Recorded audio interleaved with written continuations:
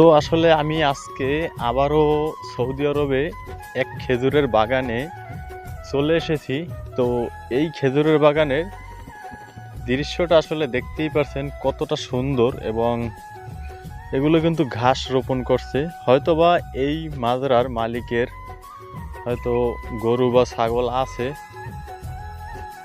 তো আসলে আমি ভিতরে যাই, দেখি হয়তো কোনো লোকজন পাই কিনা। হয়তো যদি পাই তার সাথে কথা বলবো, এবং যদি কাজকর্মের লোকজন লাগে তাহলে হয়তো বা আমি নিজেই চলে আসব। আমার কাজকর্ম নাই আসলে, তা তো অবশ্যই জানেন, এবং আমি অনেক দিন ধরে বসা, তাও জানেন। হয়তো আমার নিজের ছোট্টখাট্টো সংক্ষিপ্ত জীবন কাহিনীও আছে, হয়তো দেখছেন কিনা জানি না। তবে আজকে আমি দেখি কোনো লোকজন পাই কিনা। এখন পর্যন্ত কোনো লোকজন দেখতে পারছি না।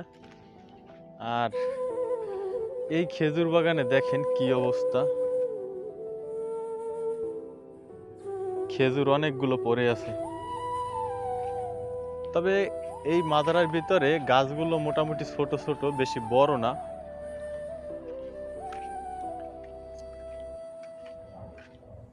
তো দেখেন এই যে, আয় হায়, কতগুলো যে খেজুর নষ্ট হয়েছে।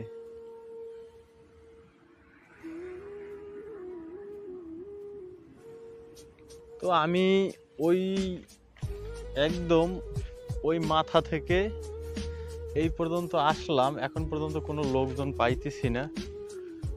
হয়তোবা এই মাজারার ভিতরে ওই রকমের কোনো লোকজন কাজ করে না। যদি করতো তাহলে তো অবশ্যই দেখা হতো। তো আমি এবারে এই দিক থেকে বের হয়ে যাব। আর দেখেন, মানে এত সুন্দর পরিবেশটা, ভালোই লাগে। হয়তোবা যদি লোকজন পাইতাম তাহলে কথা বলতে পারতাম তার সাথে, আর হয়তো কাজকর্মের কথা জিজ্ঞাসা করতে পারতাম, কিন্তু দুর্ভাগ্যবশত পেলাম না। দেখেন একদম গাছগুলো কিন্তু ছোট ছোট, আর এই হয়তো কিছুদিন হয় এতে পানি দিছে, একদম স্থানটা নরম।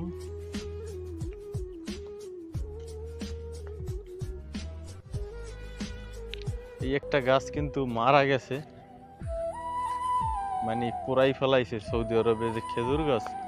এরা যদি ভাইরাসে আক্রান্ত হয় বা যদি কোনো বড় ধরনের সমস্যা হয় তাহলে আগুন দিয়ে এরপরে পোড়াই ফেলায়।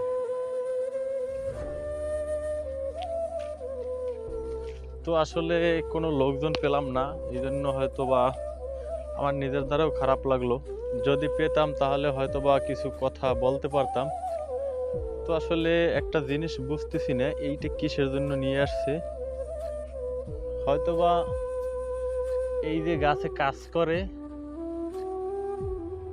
পিঁপড়ায় যে আক্রমণ করে, এই জন্য পিঁপড়া দমনের জন্য এই যে এটা ছাইয়ের মতো, আমাদের যে বাংলা ভাষায় বলি, রান্না করি গ্রামে চুলায়, এতে যে ছাই হয় ওই ছাইয়ের মতো।